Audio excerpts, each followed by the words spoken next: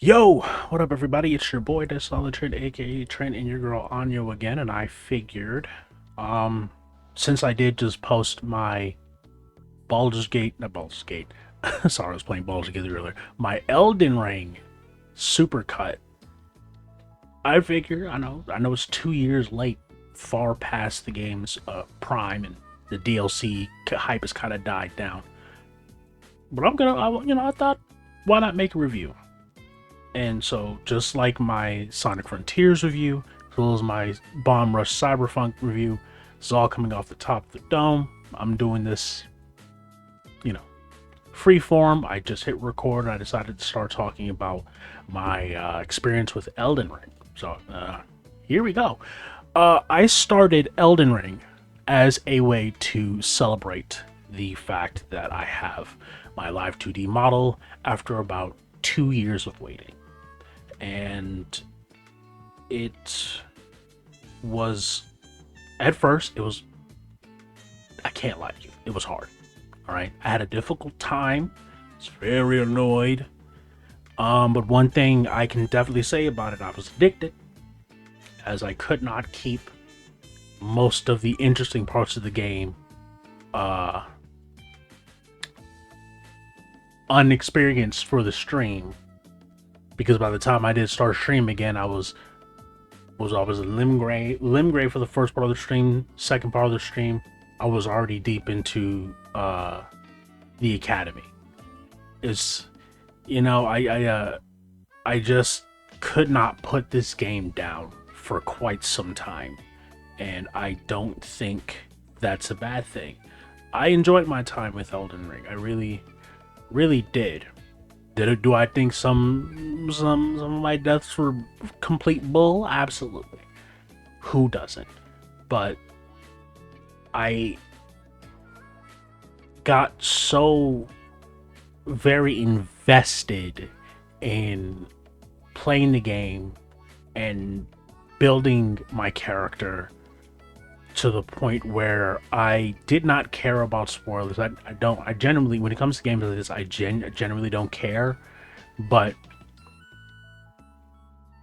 in this case, I didn't care in the sense of, well, I wanted to save my first reaction for stream, but I also wanted to know, how do I get this incantation, or this spell, or this weapon, or this piece of armor. And so it I in exchange for ruining my first time experience on stream, I was able to better build my character for the things I wanted, and that's kind of how I approached it. I went for the samurai class like most new players do. Well, let me scratch that. I first went for the wretch build because I thought, okay, well, it's the one that has the quote unquote most balanced, and it's the supposedly the hardest. So, what better way to, you know, give the people what they want than to see me suffer early on? Uh, Boy, oh boy, how quickly did I change my mind? So I went ahead, I got the samurai route, and I knew where I wanted to go and what I needed to do to kind of get to where I wanted to go. But as time went on, I found myself finding new items that I wanted to invest for. I originally, again, if you saw the supercut, I originally just wanted the Rivers of Blood, the Knight's Lightning Spear, the Ancient Lightning Strike, and the Bolt of Grand Stacks. It wasn't until I saw things like I forget the name of it, damn. Moog's little pike thing. That I saw that its spell, and I thought, oh my god, that's incredible. Then people kept talking about, oh, I couldn't get my hands on the Rivers of Blood early. So the next step up, as far as what I could get at the time that I wanted it, was the Nagakiba. And so I grabbed that and I used that for the majority of the run.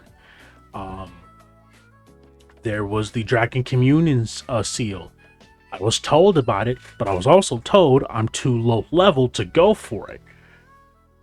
But I went for it anyway, and I just cheesed it.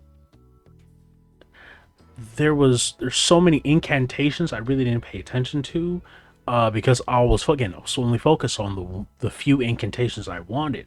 I didn't realize just how important some of them would be. Of course, some of the YouTube channels that I did, look at as far as seeing how incantations ranked up overall, some of them were a little overhyped. I'm looking at you, Blessings Boone. But they did end up being as helpful as those YouTubers said. A lot of the gear, I know my main piece of gear, Blide's armor. It just looked cool. I wanted it. I didn't really know what ending I wanted to do, but in doing Ronnie's quest to get Blide's armor, I fell in love with Ronnie. So, I gave her exactly what she wanted, right? But experiencing these stories in an effort to get the things that I wanted, it made me care about the lore of Elden Ring. Which, when it comes to games like this, I tend not to care about the lore, because I know what I'm here for. This game doesn't, I assume that the game doesn't care about its own lore. So it's like, why should I? But I got invested in the lore. Like, why does Ronnie want to do the things she wants to do? Why is Melina so hellbent on burning the Erd Tree and abandoning me? What exactly is the frenzy flamed, and why is it so bad that I just say, hey, I'm just gonna burn it all to the ground, do it myself? I mean, I don't want you to do it, Melon. I'll do it my damn self. What is up with Dung Eater? Dude's a nutcase. But I cared. I cared about the lore. What's Nefeli gonna do? I don't know. Then the DLC came out. Or rather, not the DLC came out. The DLC was already out, so I was so enamored with what I was doing in the base game, I completely forgot about the DLC, in terms of that had a separate story. And so when I got to the DLC, I was already invested. So I'm like, okay, who is Letta? Why do they care so much about Mikola? Mikola's obviously there has to be this great person, right? Has to be better than the people I'm dealing with in the base game. Turns out he's a liar and manipulator. I didn't even know about the Moog allegations. I didn't know bro was being touted as a freak. By the time I got that joke, I'd already broken the seal and everybody was free from the manipulation. I knew Prime Radon was in it. I call him Prime Radon. But I knew Prime Radon was in it. I didn't know his role until we got to the end. And he started beating my ass. Again, you can watch all this in the supercut. But you would think after breaking the seal, everybody would be like, wow, I was lied to and manipulated. I can't believe this. Fuck Mikola. But only 2 people turned on Mikola. That's one person who was a Saint Trina simp, and the other who was Moog's homie. The others were, for the most part, still all for Mikola. Except for Hornset, who was more so focused on beating the brakes off of Mesmer. It interests me so much. I never thought I'd find myself caring about the lore. I easily saw myself more focusing on trying to get through this difficult game and getting my ass kicked. While that was apparent, it was present, it didn't really become my main focus. My main focus became just getting my levels up so I can use the weapons and losing with those. The weapon selection in this game is pretty vast, and I found myself liking weapons I didn't think I'd care too much for, and not caring much for weapons I thought I'd like. The gut sword, I thought I'd love that thing. I rarely use it. The Moog's pike, I thought I'd use it regularly. I use it sometimes, right? Uh, the Moonveil sword, I thought, it's cool. And I still feel the same way. It's not, none of this has really helped my point, is it? No? Okay. But, okay, better yet, sorceries. I was a heavy faith build. Heavy faith build. I only got my intelligence up later on when I wanted to use the Dark Moon Greatsword as well as the Royal, I think what is it, Royal Knight Greatsword? I forget. It's Blide Sword. So the incantations I was able to use kind of came, you know, along with that journey to be the right amount of smart to use the weapons I wanted to use. Um, there's one weapon in the game that has a very minimized version of the Common Azor. I forget the name of that weapon, but I didn't think you know, I was more than certain I was just gonna miss that sword.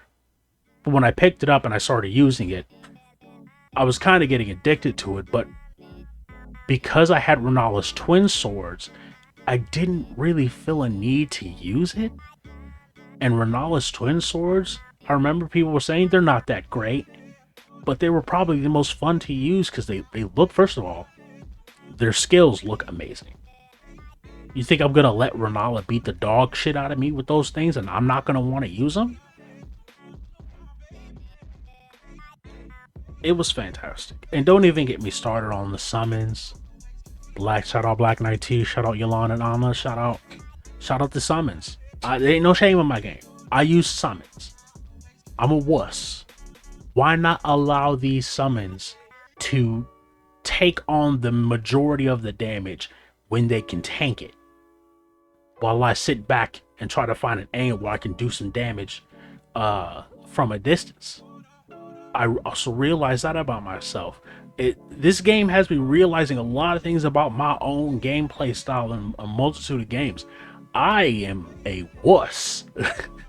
Close combat is not for me because I don't build myself to be tanky. So it really wouldn't make sense for me to be a close range fighter. Mid range is okay, but to me it still feels a little too close. So I'm very much long range. So as you see, I use the Bolt of Grand Sax mainly because of the spear. It was great.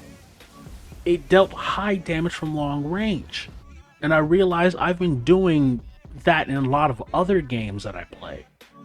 FPS games. I don't play snipers because they're too slow. But I will always shoot from longer ranges with mid-range to close-range weapons. I realized that because of Elden Ring. This game has me looking at how I play other games and realizing the kind of player I am. So summons work great for this. Since they're taking the majority of the attention off of me, I get to do my thing from a safe distance, healing every now and again when an attack comes my way. It's not so great for when I want to use other weapons like the Rivers of Blood.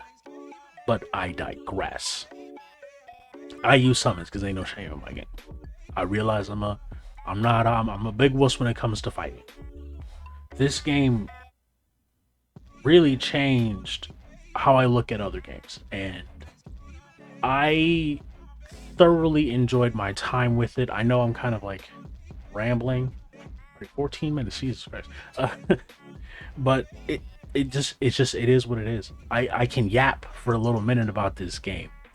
I feel like I said a whole lot of nothing, but at the same time, I've said as much as I think I can say. Um, do I think? Do I want this game to get more DLC? What else could they do?